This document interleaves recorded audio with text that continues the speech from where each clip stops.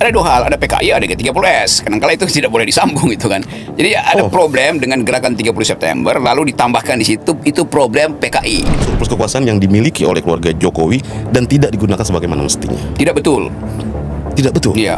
Dengan sendirinya kalau gua anak presiden, udah surplus gua, udah diam aja. Begitu lu pakai surplus itu, nyewa pesawat, itu udah bohong itu. Dari zaman Jokowi apa yang dia produksi? Kan nggak ada yang dia produksi dalam demokrasi. Ya orang dungu aja yang nangis kan. Kalau rakyat biasa, memang mereka kekurangan informasi. Mereka terpukau dan terpikat dengan penampilan Jokowi yang seluruh tubuhnya itu hanya ada 200.000 kan. Jurnalis, LSM, civil society, dosen, guru besar, mereka punya informasi, tetapi dia tutup kemampuan berpikir dia. Atau memang dia tidak mampu mengolah pikirannya sendiri. Bayangin seorang budayawan besar, nggak mampu mencerna janji Jokowi udah dari awal udah palsu. Gimana coba? Wafat dan sebagainya lah. Bahkan meyakini 99% itu akunnya Gibran. Apa yang akan terjadi menurut Bang Rocky kalau ternyata itu benar itu milik Gibran? Itu bukan milik Gibran.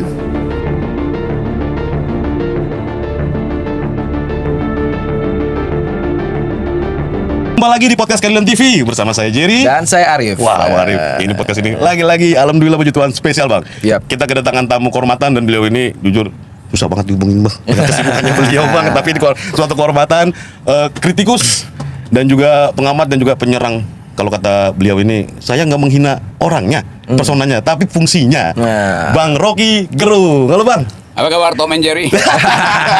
Selamat datang di Keadilan TV bang. Thank you. Thank you udah nyempatin waktunya dengan segala kesibukannya. Salam buat Pak Panda. Siap, nomor video call tadi. Iya betul. Kalau dia nggak video call, gue nggak datang sini. Oke, bang, kita langsung aja nih bang. Tapi sederhana dulu bang. Ini buat teman-teman Keadilan TV. Mungkin ada juga yang udah tahu, ada yang juga belum tahu. Abang sebagai kritikus dan juga pakar di bidang filsafat. Sederhana bang. Filsafat di mata Bang Rocky dan berfilsafat itu apa sih bang maknanya untuk kebangsaan?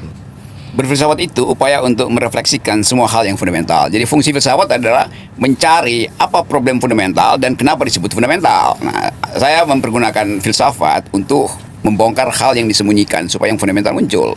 Nah, bangsa ini diperlukan, filsafat diperlukan bangsa ini supaya hal-hal yang fundamental justru diperlihatkan, bukan disembunyikan itu.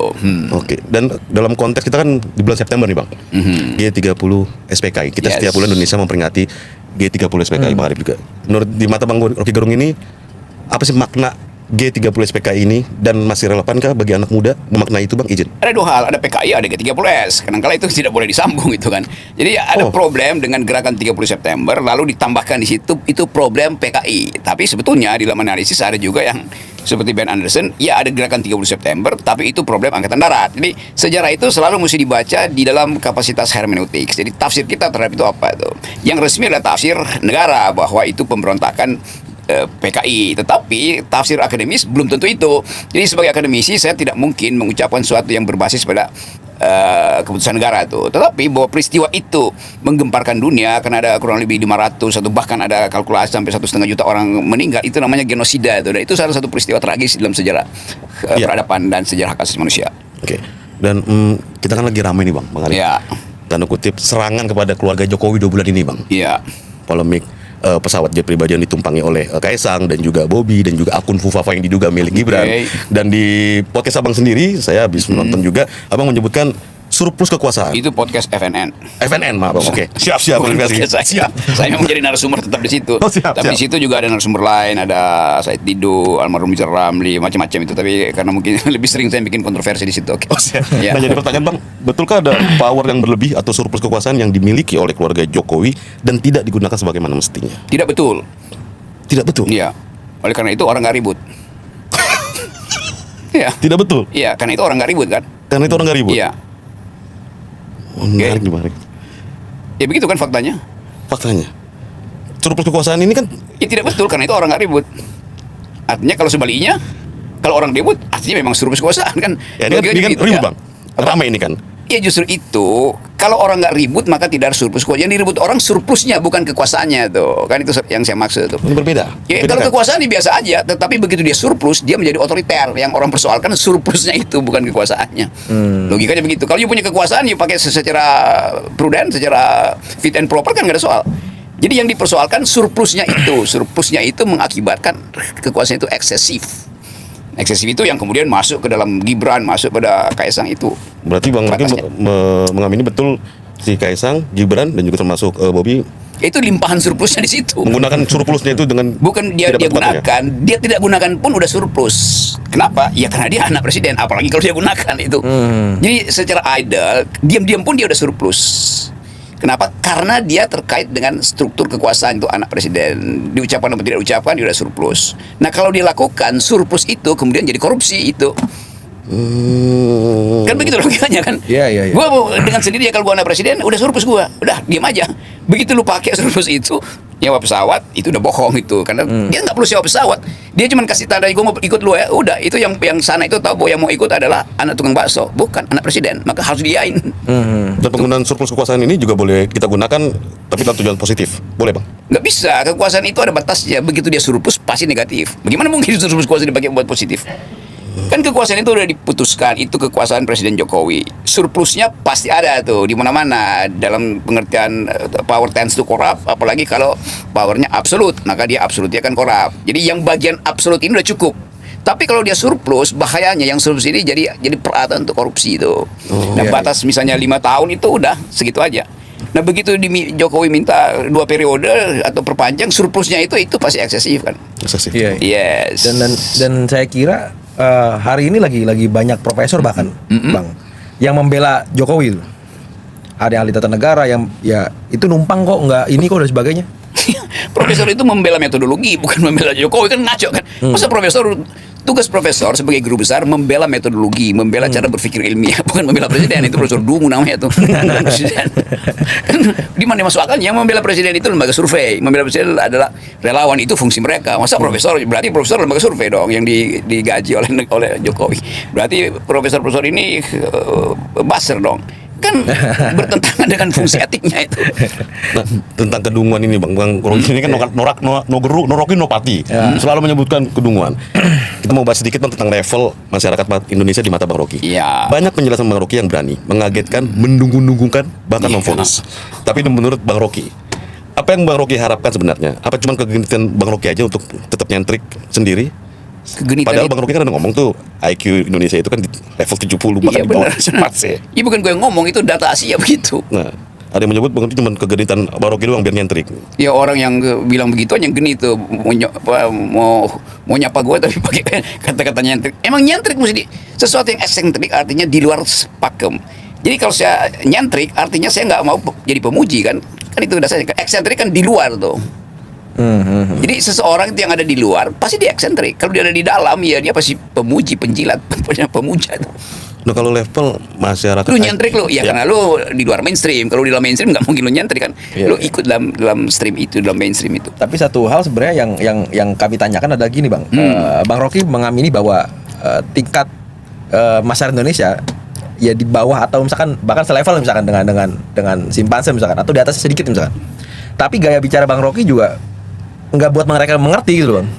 Kenapa akhirnya misalnya ada pertanyaan? Iya yang gue ngerti, lu anak STM datang ke gue tuh buat belajar tuh. Siapa yang nggak ngerti? Ya nggak ngerti orang yang nggak mau ngerti. Boleh aja saya ganti narasinya tuh ke arah bawah itu. Artinya saya membenarkan orang untuk tidak berkembang kan.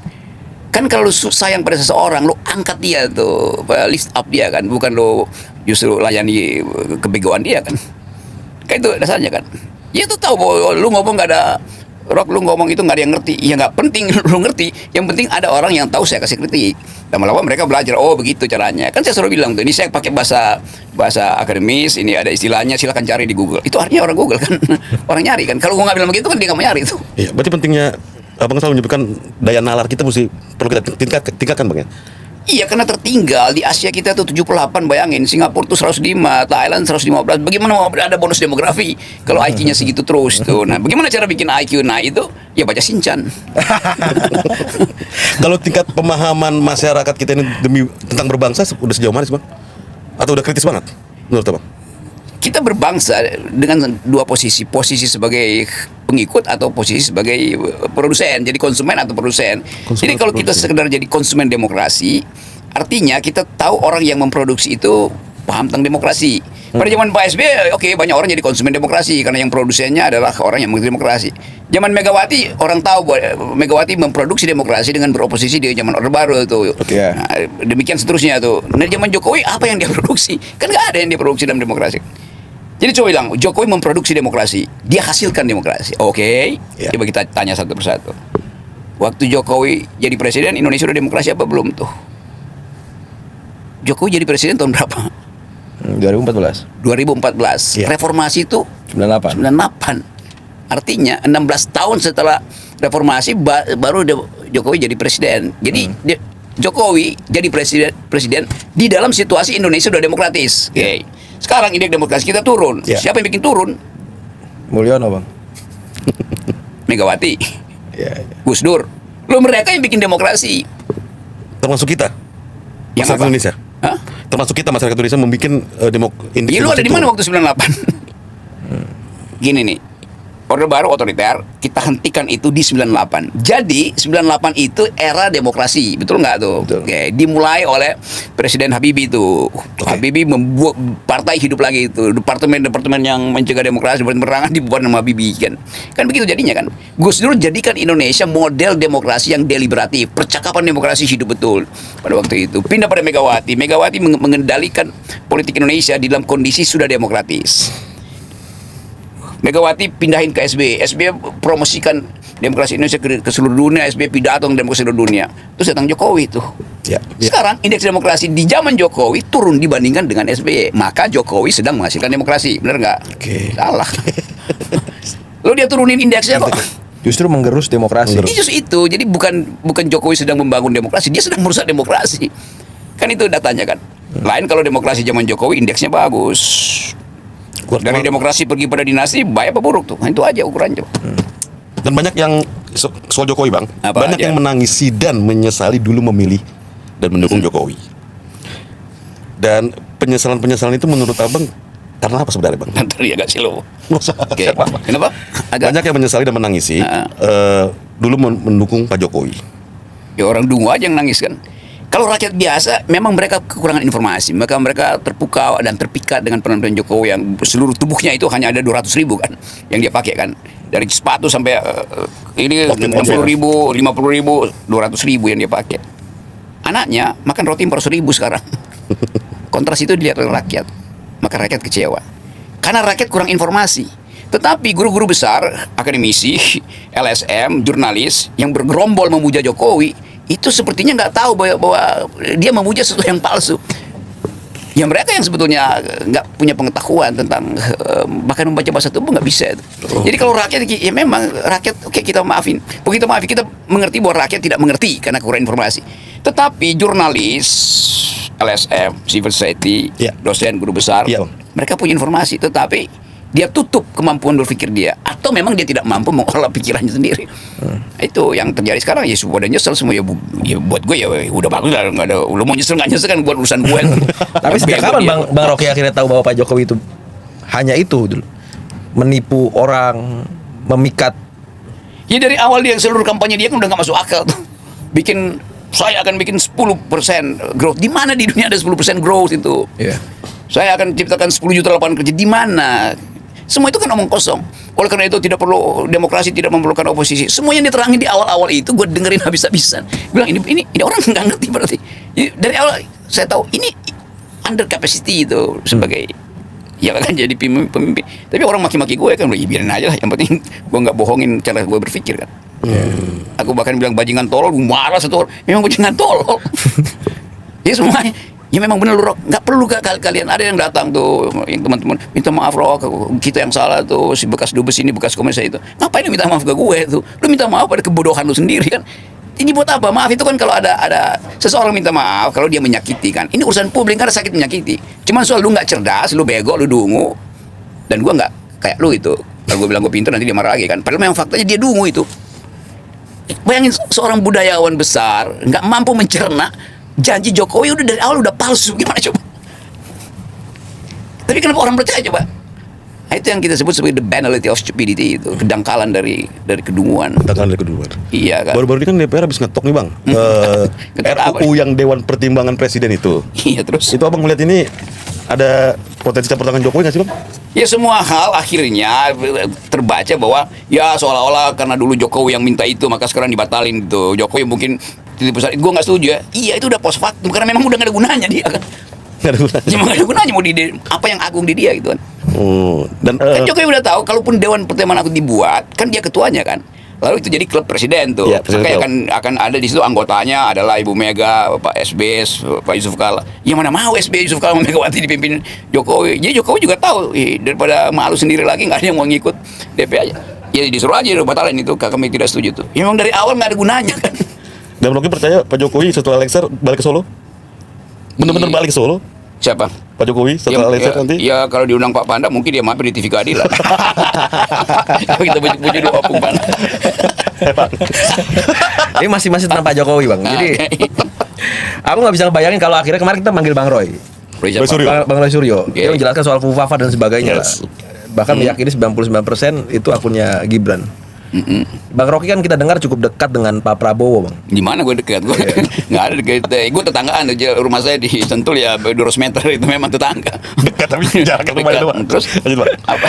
Apa yang akan terjadi menurut Bang Rocky kalau ternyata itu benar gitu milik Gibran? Itu bukan milik Gibran, Fufafa. Betul, Bang. Akun Fufafa itu bukan milik Gibran. milik netizen sekarang.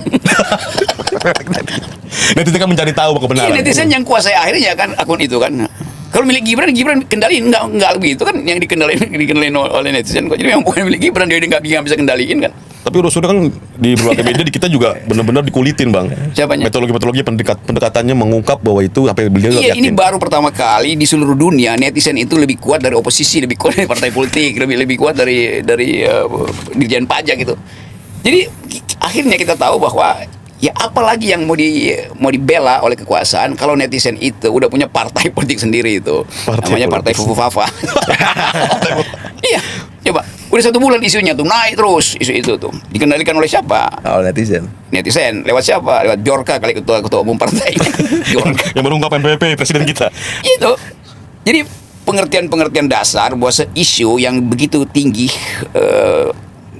suhunya itu pasti dikendalikan oleh ya satu waktu mungkin 20 tahun kemudian baru bisa dibuka itu. Wah, ya kan kita bisa bayangkan, bisa sama seperti pertanyaan awal tadi soal G30S PKI itu kan.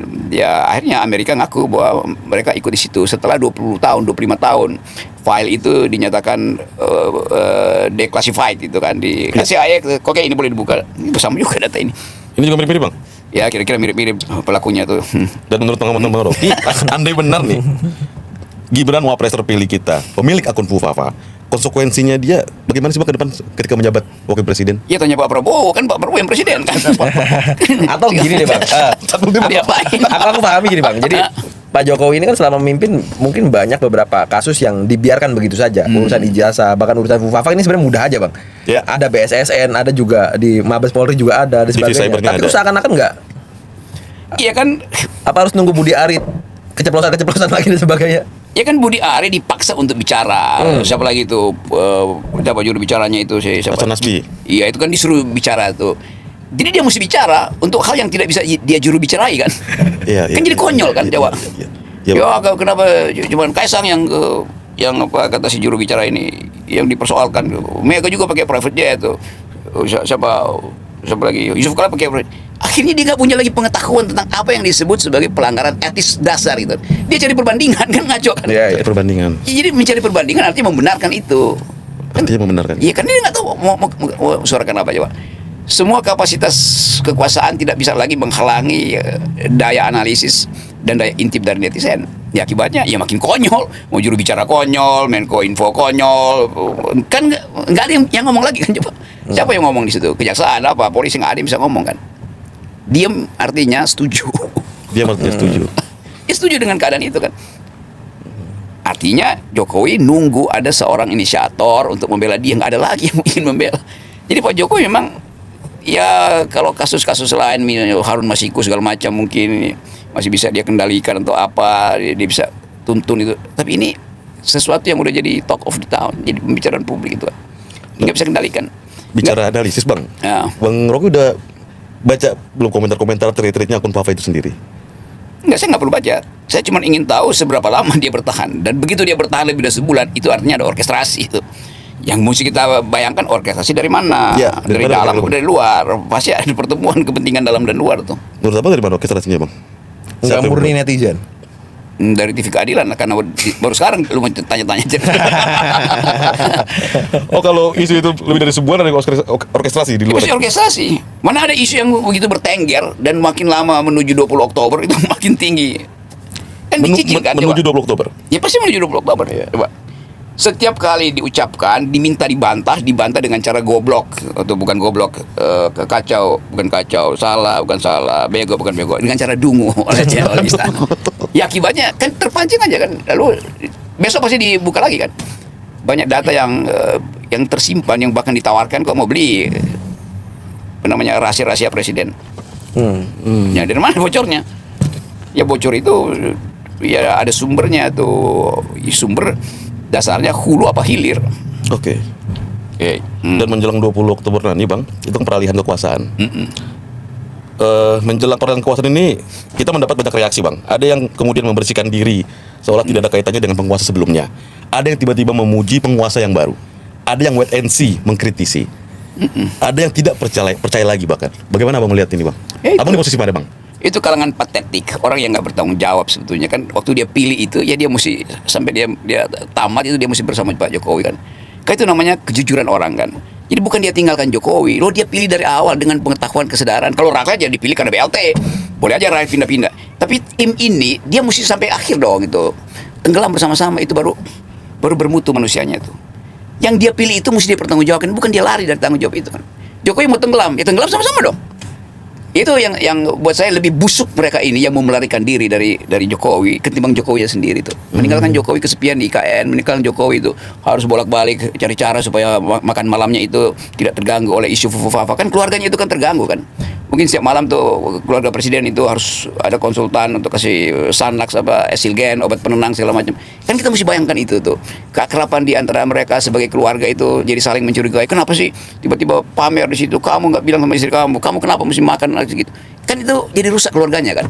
Nah mereka yang tadinya satu keluarga itu secara extended family itu para pengipas, para penjilat, relawan segala macam, tiba-tiba mau keluar dari situ. Itu namanya ya busuk gitu kan. Jadi tenggelam bareng-bareng. Mending tenggelam ya bareng-bareng. Dong, itu begitu kan. Integritas. Ya orang berintegritas itu kalau dia korupsi dengan cara yang bermutu itu. Jangan minta maaf itu atau minta dikurangi hukuman. Koruptor yang berintegritas, koruptor yang mau menghadapi pengadilan, bukan menjadi hakim. Dia tahu akan ada konsekuensi di pengadilan kok, ngapain dia atau minta maaf dan saya bilang aja memang saya korupsi, saya terima fakta itu kan. Dan itu namanya kejujuran. Termasuk salah satunya yang mungkin Bang Rocky sampaikan adalah PDI Perjuangan Bang. Kenapa? Apa beda konteks? Ya PDI Perjuangan jelas dia bilang bahwa kami salah, kami tidak pernah meneliti psikologi kan. PDIP bilang kan kami memang tidak meneliti watak Pak Jokowi melalui analisa psikologi. Dia Jokowi, udah. Dan dia bahkan terang-terangan mengatakan ya itu kader kami dan kami tahu bahwa berupaya untuk jadi tiran dan kami cegah akhirnya lolos tapi dengan sedikit kacauan. Kan Ibu Mega yang mencegah Jokowi berkali-kali. Jangan 3 periode, jangan perpanjang masa kekuasaan, jangan taruh Gibran di situ kan. Jadi sinyal PDIP udah ada itu. PDIP bertanggung jawab di situ tuh. Dia tidak ingkari bahwa itu kader dia dan kader yang buruk memang. Udah apa? Dan masalah integritas tadi Bang menyebutkan tenggelam bareng-bareng dong gitu kan. Kira-kira siapa di elit lingkaran Jokowi ini yang menjelang 20 Oktober ini atau setelahnya akan meninggalkan Jokowi totally Bang? Ya saya kira bahkan Pak Pratikno mungkin udah siap-siap juga untuk ninggalin. Siapa? Bahkan Pak Pratikno yang paling dekat juga mungkin akan meninggalkan itu karena mungkin Pak Pratikno ya udah tapi saya masih ada chair, masih ada kursi sebagai profesor di UGM kan. Bisa aja begitu kan pikirannya kan. Jadi kita mau uji juga orang itu. Integritas itu kan bukan ketika seseorang mengkritik orang lain, tapi ketika dia pilih dia mesti bela, itu namanya integritas dong. Oke. Kan yang udah kabur dari Jokowi kan udah banyak tuh yang tiba-tiba diam-diam ya memang begitu ternyata iya dari awal lu nggak pakai otak gitu.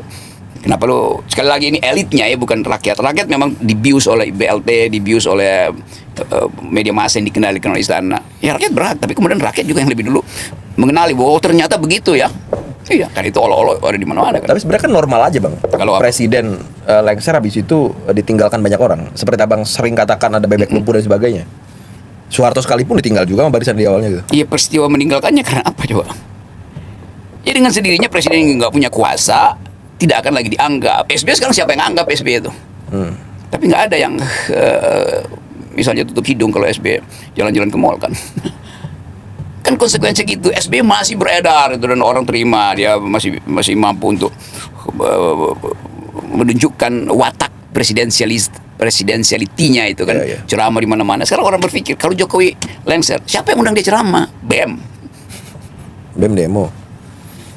Komunitas luar negeri, think tank luar negeri kan nggak ada tuh. Kan orang anggap ya, bahkan mungkin orang akan lihat Pak Jokowi itu bukan bekas presiden tapi presiden bekas itu. Ya saya terangin itu tuh. Tapi sekali lagi ini bukan soal pribadi Pak Jokowi ya, ini soal dia yang dipilih dan punya kursi publik dan diabaikan etika publik, itu intinya. Fungsi sebagai presiden ya Bang? Ya sebagai presiden tidak mengerti etika publik. Ya mau diapain coba? Mau diajarin juga? Ya bagaimana? Sampai kemarin coba tadi berita di mana sih? Baru tadi sore itu Jokowi ada di Surabaya bagi-bagi BLT, bagi-bagi hadiah segala macam, bercakap-cakap tanya tentang harga. Ya apapun itu. Padahal Pak Jokowi bilang dia mestinya udah ada di IKN. Ini kan ada wacana dan memilih untuk datang ke perkawinan anaknya siapa, Ibu Khofifah daripada penutupan PON. Itu gimana Bang? Bagaimana kita lihat apa mau cari apa sih itu di situ, Pak? Iya, lebih memilih datang ke itu kan itu peristiwa PON, itu kan peristiwa penutupan PON. Ya itu peristiwa nasional tuh. Tapi dia pilih. Jadi orang merasa lo kok cara melihat urusan publik apa namanya itu norak itu. Dangkal cara melihat urusan publik. Pernah nggak Abang mengkritik langsung ke depan Pak Jokowi Bang? Pernah nggak Pak Jokowi datang ke depan saya? Atau mengundang Abang, pernah nggak ada undangan Bang? Kalau Gibran kan jelas datang ke rumah Abang kan? Wah kalau itu banyak betul menteri yang ya, ketemu aja ini ya. Banyak kalau minta mengatur pertemuan. Itu banyak kalau itu yang kita. Ya Gibran datang sendiri. Ya pasti minta izin atau disuruh bapaknya kan. Itu izin Bang, apa yang Abang ketahui soal Abang pernah nyebutkan Gibran datangi menteri tiap Sabtu? Iya memang ada beritanya kan di koran. Iya, sampai Abang diadukan laporan itu. Saya nggak tahu masih berlaku ngaduan itu. Loh justru waktu itu saya mau bela Gibran. Kau jadi koruptor nantinya tuh, jangan jadi itu, terima. Presiden Jokowi kan ada menyoroti Bang tentang tren gig ekonomi di tengah para pekerja. Sekarang lagi banyak PHK di mana-mana. Dan tren gig ekonomi ini kayak mengutamakan pekerjaan sementara atau freelance dan kontrak jangka pendek. Beliau menyebutkan gig ekonomi. Hati-hati, ini ekonomi serabutan. Ekonomi paruh waktu kalau tidak dikelola baik akan menjadi tren. Tapi kan ini berbanding terbalik Bang dengan pendapat para pengamat lemahnya penegakan hukum di bawah kekuasaan Jokowi. Hingga relate dengan pertumbuhan ekonomi di Indonesia. Itu pendapatnya gimana Bang Rocky? Iya kan dasarnya apa yang mau diterangkan oleh Pak Jokowi, bahwa dia gagal untuk memperhatikan calon pekerja, kan itu yang dia dalilkan. Dulu dia akan ciptakan 10 juta lapangan kerja kan. Iya. Jadi apa poinnya kalau dia katakan hati-hati? Ya bukan hati-hati, memang you gagal sehingga yang mesti hati-hati adalah kita. Kenapa dia gagal? Karena Jokowi tidak hati-hati kan. Jangan dibalik-balik dong jalan pikirnya. Kan kelas menengah berkurang, kelas bawah yang berupaya untuk naik tidak mampu, maka ada frustrasi itu. Akibatnya semuanya berupaya untuk cari kehidupan dengan macam-macam cara yang dimungkinkan. Kan bukan itu yang disebut ekonomi kan. Kenapa nggak ada sinyal tentang pertumbuhannya berapa? Perusahaan juga nggak bisa apa namanya itu realignment, mengatur kembali cash flow-nya. Jadi sinyalnya nggak ada. Satu-satunya sinyal adalah Prabowo. Jadi mestinya Jokowi bilang saya udah gagal dan saya ingin dukung Pak Prabowo yang 8%. Udah, tapi sekarang kita hitung 8% itu kalau dipush ke 8% itu artinya sektor kecil aja yang akan naik. Kan nggak mungkin yang di bawah ini dipush sama-sama kan. Akibatnya apa? Overheating. Jadi ekonominya jadi panas, lalu disparitasnya naik, apalagi kalau dia dipush di wilayah ekstraktif untuk dapat devisa, itu berarti 8% pertumbuhan, berapa persen ecological footprint? Jejak ekologi ya, sebagai hasil dari deforestasi lah, gagal carbon trading. Jadi semua persyaratan kemasukakalan ekonomi dibatalkan oleh kerusakan ekologi. Itu kalau 8%, pasti kan 8% ekonomi dipus 8%. Tapi Pak Prabowo mungkin punya kalkulasi lain kan. Jadi buat apa dengerin Jokowi yang sekedar soal bahaya? Apa bahayanya itu? Kan bahayanya ada pada Pak Prabowo, bukan pada dia lagi kan. Iya. Yang diciptakan oleh Pak Jokowi. Iya, yang dia tinggalkan di situ itu mesti diperbaiki oleh Prabowo. Ya Prabowo pasti ya mau diapain? Kan nggak bisa dibalikkan lagi itu cara berpikir bahwa oke, mungkin Pak Jokowi waktu itu ya salah minum obat sehingga bilang 10%, itu artinya 10% pertumbuhan ekonomi artinya lapangan kerja diserap puluhan juta itu. Nah sekarang per hari ini ada 60 juta potensi pengangguran di 2045. Yang mau dicapai dengan cara apa? Ekonomi 8%, ya bisa aja 8% itu 1% pertumbuhan ekonomi nyerap 400.000 lapangan kerja. 8% artinya 3,2 juta cuma Iya, diserap. iya. Terus yang kira-kira 57 juta mau dikemanain kan? Iya. Apalagi disparitas itu pasti Gini rasionya jadi timpang. Ya semua hal yang kita tahu akibat dari pertumbuhan yang dipercepat pasti mesin jadi panas tuh. Mesin ekonomi jadi panas. Iya. Terus kira-kira apa Bang yang Bang Rocky harapkan dari kepemimpinan besok Bang? Ya. Ya apa yang akan diucapin Pak Prabowo pada waktu dia pelantikan dan 100 hari pertama programnya kan? Kan semua harapan kita Prabowo hentikan semua bagian yang dia sebut akan diteruskan dari Jokowi. Apa itu kan sampai sekarang? Keberlanjutan. Iya. IKN misalnya? IKN sinyalnya begitu. Pak Prabowo mungkin berpikir ya bagaimana mungkin dia berkantor di situ sementara bisnis ada di pusat, orang tetap datang ke Jakarta, dan kelayakan berapa persen IKN itu Jokowi bilang 15%. Tapi kalau saya ngomong dengan wartawan asing yang motret kiri kanan dan mereka hitung berapa banyak pasir yang udah ditaruh di situ, berapa banyak kerikil yang udah di situ, berapa banyak semen yang udah ditanam, berapa banyak beton yang udah dipakai, ya paling baru 5% yang jadi gitu. Kabinet Zaken ini abang optimis itu akan terjadi bang? Ya mestinya memang kabinet Zaken, tetapi kan politik Kim itu kan dimulai dengan tukar tambah portofolio politik kan, bukan portofolio teknokrasi kan. Kan kabinet Zaken artinya teknokratik. Teknokratik. Jadi tidak diperintah oleh politik tuh. Kapasitis. Ya tapi dari awal ada Kim Plus bahkan tuh. Plusnya aja itu sangat politis kan. Jadi pasti ya mungkin 2-3 yang udah tradisi bahwa teknokrat itu ya Menteri Keuangan, Menteri Ekonomi, ya itu pasti FEUI kira-kira begitu. Siapa lagi coba yang teknokratik? Ya di situ. Tapi juga udah terbaca kan Menteri Keuangan ya dari Gerindra mungkin yang sekarang jadi wakil Menteri Keuangannya. Ya tidak teknokratik juga kan. Iya. Artinya itu hanya jadi bumbu-bumbu politik aja, Bang. Soal Kan, kabinet Zaken. ya kalau bumbu masih bagus. Ini apa? Ada juga masakan yang gak enak soalnya, Bang. Ini Ya apa? karena itu kalau dikasih bumbu bagus tuh, bukan bumbunya sebetulnya tuh. Ya bahkan menteri pengen ditambah, Bang ya. Iya. Menkominfo aja hari ini wamennya ada 2. Yaitu membuktikan, banyak orang yang membuktikan bahwa ini karena menteri yang dapat karena giveaway gitu, Budi Ari. Bukan karena kapasitasnya gitu, Bang. Ya banyak kan menteri seperti itu kan, dan mungkin akan jadi 60 menteri plus wakilnya kan. Iya. 60 itu artinya raksasa. Tapi apapun ditambah nggak ditambah kan bagi Pak Prabowo yang penting orang itu bisa dia kendalikan, orang itu pro dia, orang itu. Nah kalau teknokrat nggak pro Prabowo kan susah. Jadi tetap Pak Prabowo menginginkan ada teknokrat, ada Zaken, tapi Zaken yang betul-betul setuju dengan semua. Ya memang akan setuju, tetapi kan sifat kepemimpinan Pak Prabowo kan pasti akan ada hierarki ya, karena biasa span of command-nya lebih disiplin. Jadi nggak mungkin sekedar teknokratik yang dimaui oleh Pak Prabowo. Gitulah. Kim Plus ini bisa apa sih bang, akan terus solid? Apa ya? Kim Plus Ya udah pasti bubar lah sebentar lagi kan. sebentar lagi. Ya begitu Jokowi makin Jokowi melemah, semakin Kim Plusnya juga hancur kan. Kim Plus kan Garapan semacam Jokowi. garasinya Jokowi. Dan tanda-tanda ini juga bisa dikonfirm dari pemecahan di pilkada nggak bang? Pastilah itu terasa di semua sinyal bahwa Kim Plus itu ya sebagai proyek politik sudah selesai. Jadi ketika Jokowi turun nanti ya Kim Plus juga ikut bubar. Dan sekarang juga saya kira udah bubar tuh kan. Sekarang malah udah bubar. Ya substansinya udah nggak ada kan, Prabowo jadi presiden, apalagi ya semuanya Prabowo plus lah, nggak ada Kim Plus lagi situ. Iyalah. Nah kan bicara PDIP juga nih bang, tadi Ya. abang menyebutkan soal PDIP. Bu Mega kan ada wawancara mau ketemu nih bang Arif kan, mau Ya, jumpa Pak Prabowo. sama Prabowo, tapi masih simpang siur. Abang mendukung pertemuan ini nggak bang? Ya Dan- pasti bukan mendukung, pasti akan terjadi kan. Dan apa poinnya yang abang harapkan dari pertemuan ini? Ya kan Pak Prabowo nyusun portofolio kabinet. Oke. Sekarang Ibu Mega punya kekuasaan mayoritas di DPR. Apa fungsi dari DPR? Mengontrol kabinet yang dibuat Pak Prabowo. Ya. Ya pasti inline di situ Prabowo menginginkan ada semacam kerjasama. Entah itu tacit agreement, perencanaan diam-diam. Tetapi bagi Ibu Mega menyingkirkan atau menghalangi intervensi Jokowi itu lebih penting kan. Jadi bagi Mega kendalikan Jokowi. Itu dasarnya tuh. Baru bicara tentang apa yang bisa dikerjasamakan antara parlemen dan kabinet. Dan parlemen pasti ada Ibu Mega di situ kan. Apapun PDIP itulah faktor yang udah menetap di dalam politik Indonesia. Jadi maksud abang selama Jokowi itu masih jalan bareng Prabowo, pertemuan ini tidak akan terjadi? Terjadi tapi untuk menghalangi Prabowo, untuk menghalangi Jokowi kan, supaya nggak makin kan Pak Jokowi pasti sangat cemas melihat perkembangan bahwa nggak ada lagi orang yang ingin dekat sehabis-habisnya dengan dia. Tuh coba sebutin, relawannya udah hilang.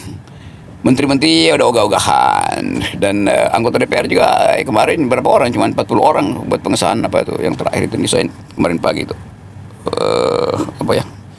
Ya. Ya ada yang cuma dihadirin 40 orang. Tapi kan Jokowi ini kan ketua umum Golkar aja menyebut Raja Jawa, Bang. Raja Jawa, artinya apa yang kita bilang A, Yang nyebutin bisa siapa? Pak Balil kan bilang tuh, Pak Ya, Jokowi berarti ini Raja Jawa. Pak Balil adalah abdi dalam dong. Atau punakawan kan gitu loh. Bisa kan Jokowi juga, Pak Jokowi akan melakukan manuver-manuver untuk tetap Ya, pasti. bisa tanda kutip jalan bareng dengan Pak Prabowo. Iya, manuvernya apa? Manuvernya bagi-bagi BLT kan, masih bagi-bagi BLT kan, cuman kan kapasitas Pak Jokowi untuk mencari cara supaya dia tetap berfaedah atau Iya. berguna atau punya kendali di depan itu kan dibatalkan oleh perilaku Kaisang, dibatalkan oleh perilaku Gibran, dibatalkan oleh macam-macam kan. Dibatalkan oleh rakyat Iya, anak sendiri yang batalin.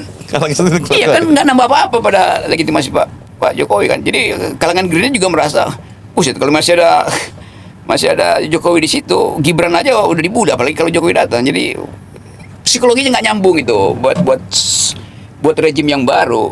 Ya apa fungsinya Pak Jokowi di situ? Melindungi Gibran. Kan orang merasa bagaimana caranya Jokowi melindungi Gibran? Gibrannya sendiri pasti nggak akan difungsikan kok.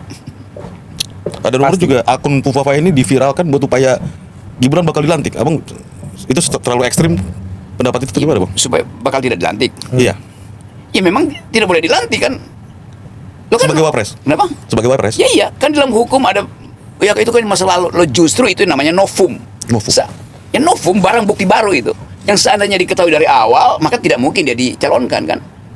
Kan seandainya Fufu-Fafa ini dibocorkan pada waktu Mahkamah Konstitusi misalnya, ya pasti Jokowi nggak mau ambil resiko. Udah jangan kamu jadi, dan dibahaya nanti.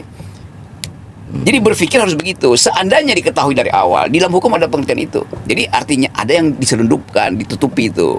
Nah sekarang terbuka. Kan mestinya Gibran pada waktu itu di watch tuh. Oh ini akunnya Gibran gini. Maka Gibran sendiri tahu, wah bahaya nih. Jadi jangan deh, gua nggak mau maju kan. Karena dia tahu impact ethically impact dari akun itu kan. Kan mestinya dibilang, waduh, saya menghina Pak Prabowo kok, saya menghina perempuan, masa saya masih dicalonkan. Nah seandainya Gibran tahu pada waktu itu, bukan seandainya publik tahu pada waktu itu, diberitahu pada Gibran mungkin menghindar dari, atau Jokowi bahkan akan larang.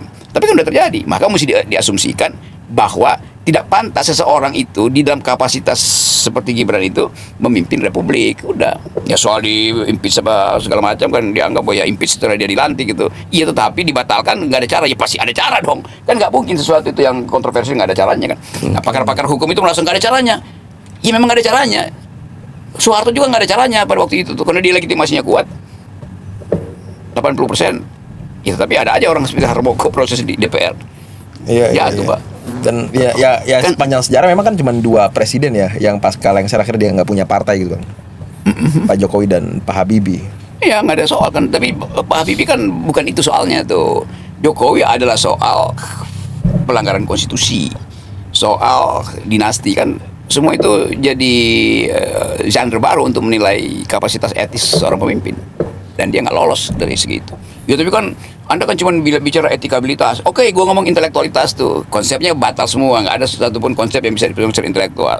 Ya tapi kan elektabilitasnya tinggi, ya silakan pakai elektabilitas kalau nggak mau pakai intelektualitas dan etikabilitas. Artinya, ya ini jadinya kan, karena dasarnya cuma elektabilitas, tidak ada skrutinisasi etik, tidak ada penelitian kapasitas abstraksi secara konseptual, kapasitas intelektual kan nggak ada. Jadi itu faktualnya begitu, bukan karena kita nyinyir, enggak, memang faktanya begitu kok. Iya, abang katakan semuanya fakta ya. Itu begitu. Jadi kita dideskripsikan aja, lo orang marah. Lo, gue cuma deskripsikan bahwa ini buruk, bahwa ini bego, ini dungu. Kenapa dibilang begitu? Ya memang saya cuma deskripsikan. Kalian deskripsi apa? Bagus, hebat. Ya sama aja, lu deskripsi yang sebaliknya, yang gue nggak persoalin kok. Lu puji aja, ya silakan. Saya nggak pernah persoalin mereka yang memuji kan. Ya, karena mereka melihat dari sisi kepentingan mereka, saya melihat dari sisi kepentingan publik, kan beda aja tuh. Jadi saya nggak ada masalah soal itu. Terakhir bang, anak-anak kan kemarin baru pada demo, akhirnya gagal semua. Ya bukti bahwa hari ini Pak Jokowi juga nggak kuat-kuat banget gitu. Peringatan darurat ya? Iya, peringatan darurat. Apa yang ingin abang katakan terakhir untuk anak-anak muda nih? Anak-anak muda itu pasti akan bergerak lagi tuh. Karena kita tahu bahwa eskalasi itu bisa terjadi mungkin minggu depan, ada peristiwa ekonomi kecil itu pasti. Jadi kan momentumnya kan tersedia terus kan. Dulu juga seluruh orang mana mahasiswa nggak bisa. Iya, tapi tunggu aja kan, dia punya logika sendiri itu yang nggak mungkin kita pahami itu kan. Kemampuan mereka untuk menilai situasi kadangkala kita terkejut tuh kok tiba-tiba ada gerakan mahasiswa yang begitu masif kan. Jadi tetap momentum itu kan bukan voluntarisme dari seseorang, tetapi disediakan oleh hukum-hukum sosiologi. Jadi hukum-hukumnya ya mungkin belum nyampe tuh, bukan belum nyampe, maksudnya belum tiba secara lengkap tuh. Kan isu tentang Kaisang dan Gibran kan naik terus kan. Iya. Banyak para pengamat yang menyebutkan, saya tanya, mereka selalu confirm apa yang saya tanyakan bang. Orang bodoh di Indonesia itu dipelihara.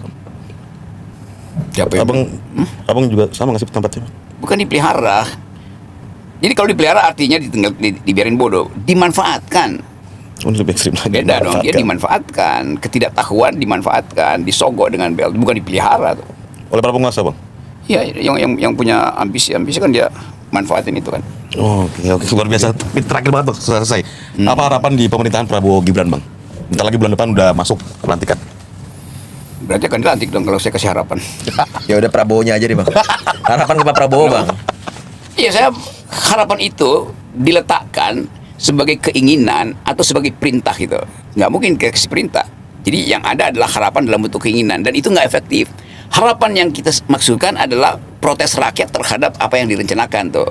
Nah, Pak Prabowo belum mengucapkan apa-apa. Satu-satunya yang diucapkan adalah makan siang itu. Oke, bagus. Tapi kemudian dihitung, mulai sekarang dihitung tuh, bahwa bisa nggak makan siang itu betul bergizi itu. Atlet PON aja itu harganya 51, tiba di restoran tinggal 30, tukang masaknya akhirnya yang dia konsumsi tinggal 8.000 perak. Coba bayangin coba.